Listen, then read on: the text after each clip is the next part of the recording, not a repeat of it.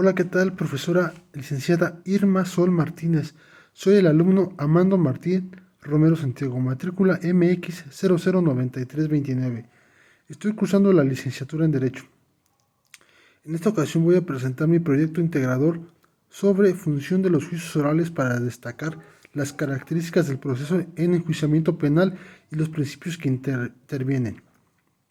Este proyecto se divide en varias preguntas. La primera es: ¿cuáles son y en qué consiste cada una de las etapas del proceso en el sistema penal mexicano? La primera etapa es la etapa de investigación. Esta se divide en dos. La primera es la etapa de investigación inicial.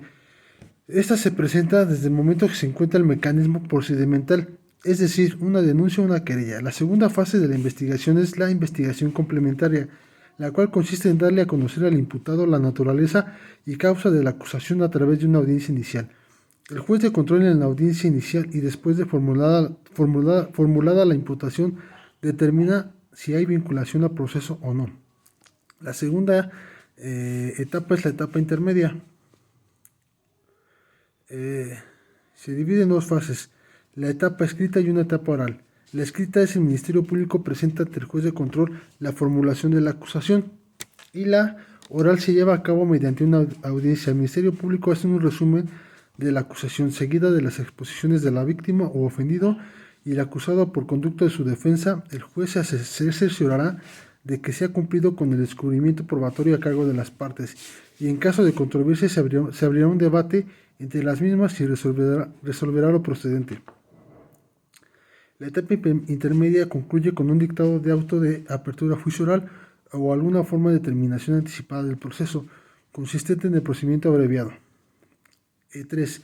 La etapa de juicio oral se lleva a cabo el desahogo probatorio, en donde las partes defensa y fiscal se enfrentan mediante técnicas de litigación para que el tribunal de juicio aprecie cada una de las partes y determine mediante una sentencia si el imputado es o no culpable.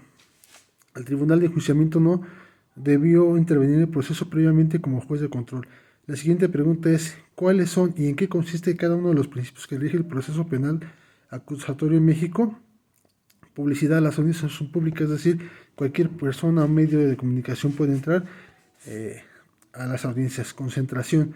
La concentración está vinculada con la facultad que tienen las partes para interrogar o contrainterrogar o oponerse a las peticiones o alegatos y a las pruebas, las cuales pueden ser confrontadas. Inmediación. Toda audiencia se desarrollará en presencia del juez sin que pueda delegar en ninguna persona el desahogo y valoración de las pruebas, el cual deberá realizarse de manera libre y lógica.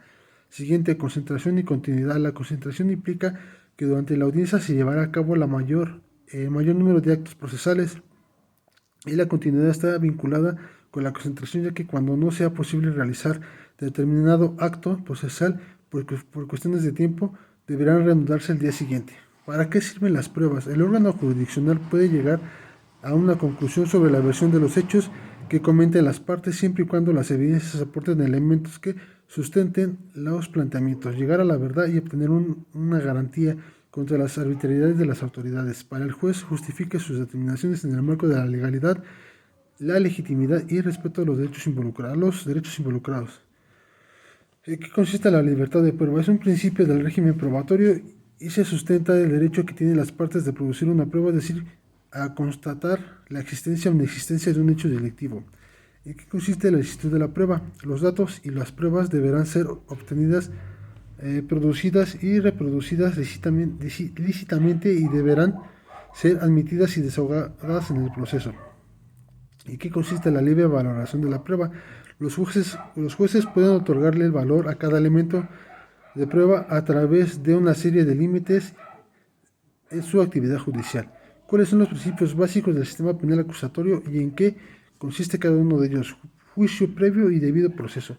Ninguna persona podrá ser condenada a una pena ni sometida a un medio de seguridad sin en virtud de resolución dictada por un órgano jurisdiccional previamente establecido. Presunción de inocencia será a través de un proceso o juicio donde se demuestre la culpabilidad del sujeto, y una vez logrado el Estado podrá aplicarse una pena o sanción. Principio de legalidad se refiere a estar en y actuar conforme a la ley, es decir, todos los actos que ejecuten el poder público. Autoridades de cualquier nivel deberán estar sujetos a la ley y proceder conforme a ella. Muchas gracias, fue un placer trabajar con usted, profesora. Realmente es una materia que me llena, me gusta mucho y pretendo seguir estudiando para mejorar en cuanto a los conocimientos. Muchas gracias.